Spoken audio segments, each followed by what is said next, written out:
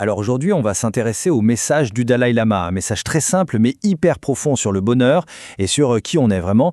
Il nous pose une question essentielle. Au fond, qui sommes-nous une fois qu'on enlève toutes les étiquettes?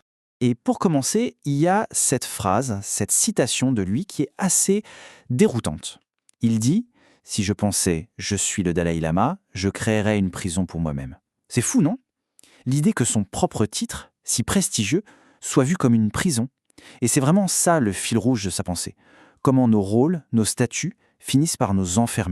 Alors, face à cette prison des titres, quelle est son approche? Eh bien, c'est d'une simplicité désarmante en fait. Son point de départ, c'est toujours de se considérer avant toute autre chose comme un être humain, un parmi des milliards d'autres. Pensez-y une seconde. Quand il rencontre quelqu'un, peu importe qui, un président ou une personne dans la rue, il fait un effort conscient pour mettre de côté Dalai Lama, bouddhiste, tout ça. Pourquoi? Pour se connecter à un niveau beaucoup plus fondamental, celui qui nous relie tous, notre simple humanité. Ok, mais on peut se demander pourquoi c'est si crucial de laisser ces titres de côté. Eh bien, c'est là qu'on revient à son idée de départ. Parce que sinon, ils deviennent une prison. Une vraie prison mentale. Et là, c'est très visuel. D'un côté, on a la vision formelle. Je suis le Dalai Lama, je suis bouddhiste.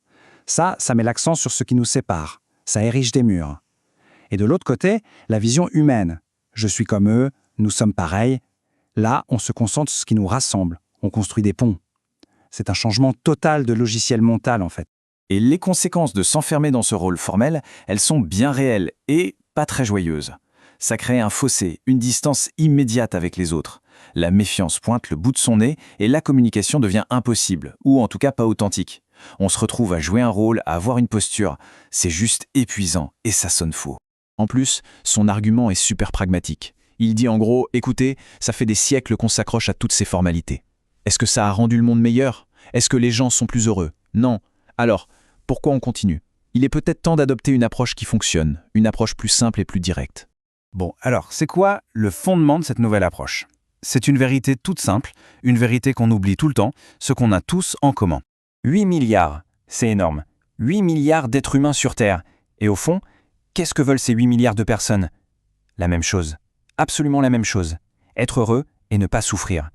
C'est aussi simple et aussi puissant que ça. C'est notre plus petit dénominateur commun. Et c'est vraiment ça, le cœur de son message. Oubliez les passeports, les religions, les comptes en banque. À ce niveau-là, le plus fondamental qui soit, on est tous pareils. Ce désir partagé de bonheur, c'est la seule base solide sur laquelle on peut se retrouver. C'est la clé qui fait tomber tous les murs qu'on a passé tant de temps à construire. D'accord, c'est un beau constat, mais comment on fait en pratique? Comment on passe de l'idée à l'action? Eh bien, il propose quelque chose de très concret, une sorte d'éthique, mais une éthique qui n'appartient à aucune religion, une éthique pour tout le monde.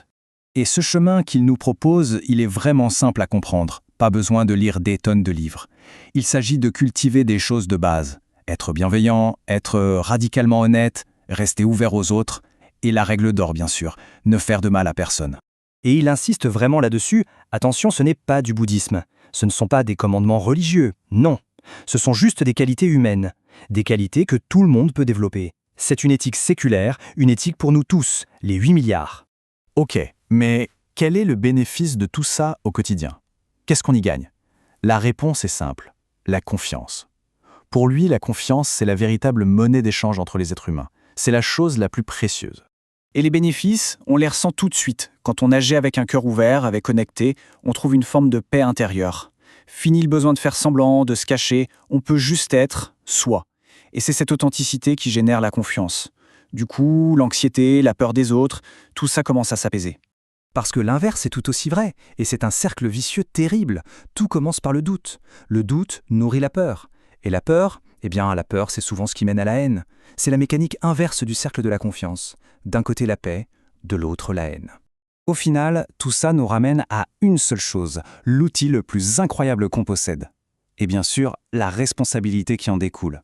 Et cet outil, c'est notre intellect, notre intelligence. C'est ça notre vrai super-pouvoir, ce qui nous distingue. Cette capacité folle qu'on a de réfléchir, de raisonner, de se projeter, d'avoir conscience de notre propre existence. Et donc, tout se résume à un choix qu'on fait tous les jours.